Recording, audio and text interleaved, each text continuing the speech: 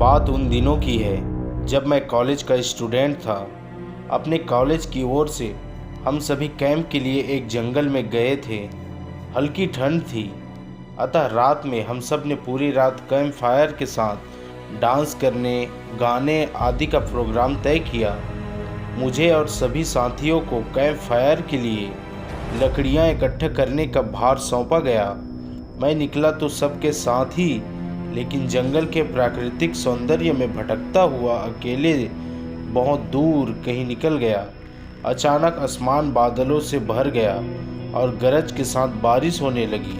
बादलों के लगातार गरजने से मैं पेड़ के नीचे खड़ा रहना मुनासिब न समझ आसपास किसी घर की तलाश में एक दिशा में भागने लगा। मुझे कुछ ही दूरी पर एक लाल ईंटों से बनी शानदार बिल्डिंग नजर आई। बिल्डिंग रोशनी से पूरी नहाई हुई थी और उसमें ढेर सारे लोग हैं, ऐसा दूर से ही लग रहा था। मैं तेजी से भागते हुए बिल्डिंग में जा घुसा और सामने से आती हुई एक खूबसूरत नर्स से टकराते टकराते बचा। नर्स ने मुझे घूर कर देखते हुए कहा, बहुत अधिक भीग गए हो, सर्दी लग जाएगी। उधर बाईं ओर एक स्टोर रूम है, वहाँ जाकर जो भी मिले उससे कहना सिस्टर जूलिया ने दूसरे सूखे और साफ कपड़े मुझे देने को कहा है, वह तुम्हें कपड़े दे देगा।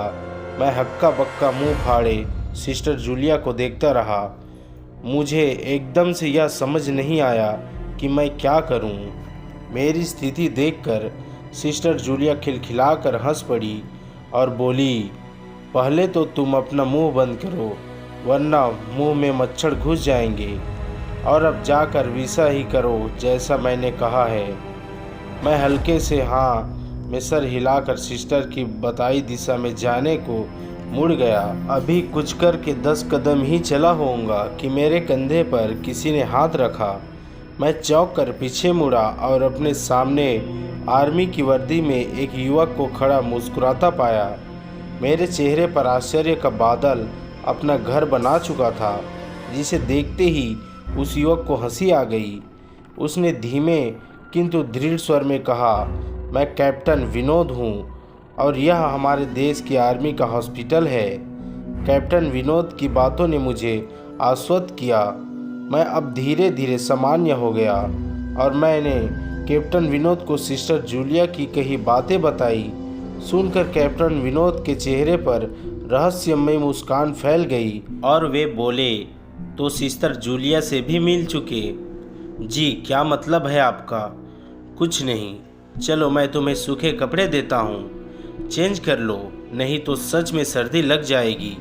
और मैं कैप्टन विनोद के पीछे पीछे एक बड़े से कमरे में पहुँच गया। कमरे के चारों ओर हरे रंग के पर्दे लगे हुए थे।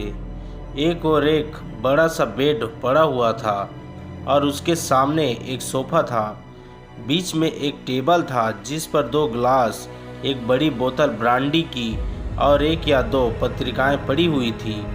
कमरे के एक कोने में एक बड़ी सी अलमारी थी जिसमें से कैप्टन विनोद ने एक आसमानी रंग का कुर्ता पैजामा निकालकर मुझे दिया और कमरे से लगे बाथरूम की ओर इशारा किया। मैं बाथरूम से कपड़े चेंज कर जैसे ही निकलने लगा, मेरी नज़र बाथरूम की एक दीवार पर पड़ी।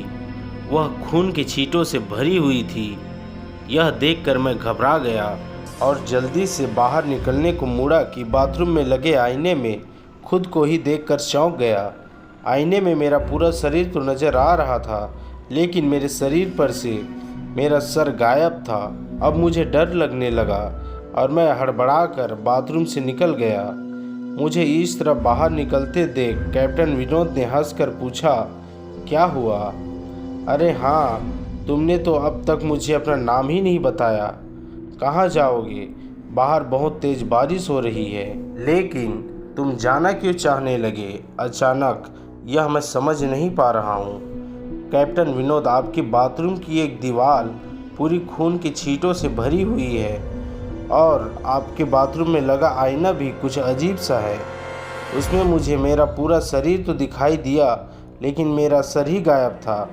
मैं बिल्कुल भी यहाँ नहीं रुकूंगा, बारिश में ही भीगता हुआ अपने कैंप तक जाऊंगा।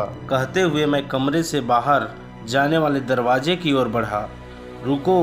तभी कैप्टन विनोद की कड़कती आवाज़ गूंजी। तो तुमने सब कुछ देख ही लिया? जी क्या मतलब है आपका? मेरी आवाज़ में डर भर गया था। मतलब चाहे जो भी हो, तुम तब तक यहाँ से नहीं जा सकते जब तक मैं तुम्हें कुछ बता न दूँ। क्या बताना चाहते हैं आप, जो आज तक कोई न जान सका? जो आज तक कोई न जान सका वह मैं जानकर क्या करूँगा? प्लीज़ अब मुझे जाने दे। मैं डर से रुहासा हो गया। नहीं, बिल्कुल भी नहीं। और तुम्हें मुझसे डरने की कोई ज़रूरत नहीं। सैनिक सबकी रक्षा के लिए होते हैं। मैं भी तुम्हारी रक्षा ही कर रहा हूँ। कैप्टन विनोद के स्वर में कोमलता थी। आओ मेरे साथ इस सोफे पर बैठ जाओ।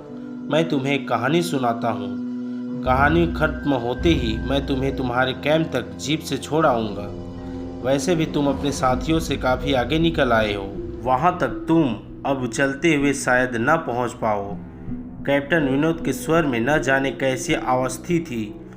मैं जाकर उनके बगल में बैठ गया। कैप्टन विनोद ने कहना शुरू किया, दुश्मनों ने धोखे से हमारे अस्पताल को अपना निशाना बनाया। दुश्मन देश के 2 सैनिक हमारे सैनिक के वेश में एक हमारे ही घायल सैनिक को लेकर आए। वह घायल था और हमारे देश की सेना ने उसे बहुत ढूंढा लेकिन नहीं मिला। शायद साजिश के तहत उसे घायल होते ही घुसपैठियों ने कहीं छुपा दिया था। अचानक अपने खोए हुए सैनिक को अपने हॉस्पिटल में पाकर सभी खुश हो गए और बिना अधिक पड़ताल किए हॉस्पिटल के गेस्ट रूम में घायल को लेकर आने वाले छल विषधारियों को ठहरने की इजाज़त दे दी गई। अभी उस सैनिक का इलाज चल ही रहा था कि जोरों का ब्लास्ट हुआ और पूरा हॉस्पिटल एक पल में खंडहर में तब्दील हो गया। लेकिन हॉस्पिटल तो अपनी शानदार स्थिति में खड़ा है। मेरी बातों को अनसुना कर कैप्टन विनोद ने अपनी बात जारी रखी। कोई नहीं बचा उस टाइम। उस ब्लास्ट में दीवार पर पड़े खून की छींटे भी उसी ब्लास्ट के मारे गए हॉस्पिटल के कर्मचारियों के हैं। हाँ, पर यह हॉस्पिटल तो मुझे खंडहर नहीं दिखता।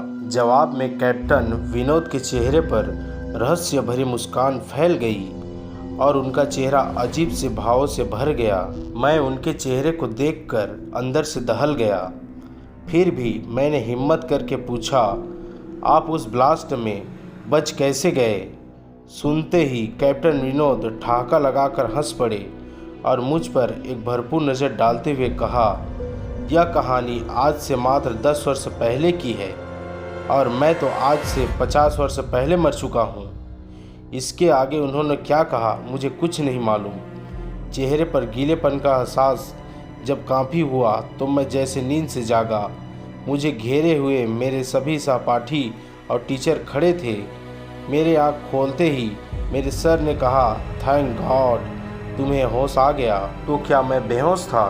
हाँ, तुम जंगल में न जाने कहाँ भटक गए थे।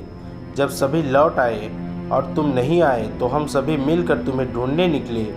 काफ़ी दूर जाने के बाद हमने एक जीप आती दिखाई दी जिसमें एक आर्मी मैन तुम्हें पीछे के सीट पर सुलाए हुए हमारे कैंप की ओर ढूंढते हुए आ रहा था।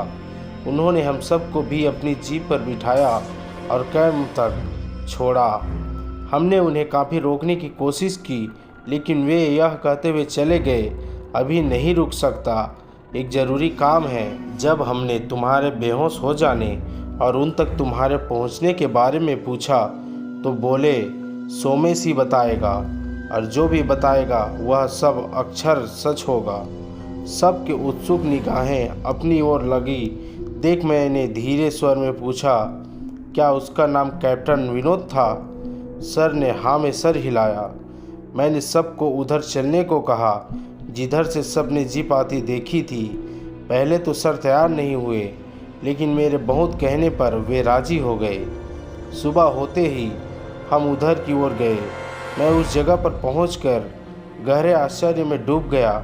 वहां एक अधजला खंडहर था जिसके एक टूटे पत्थर पर लिखा था आर्मी हॉस्पिटल। दोस्तों, यह कहानी आपको कैसे लगी हमें कमेंट करके ज़रूर बताएं और यदि आप नए हो तो हमारे चैनल को लाइक, सब्सक्राइब और शेयर कर दीजिए। ऐसे मज़ेदार और डरावनी कहानियों के लिए धन्यवाद।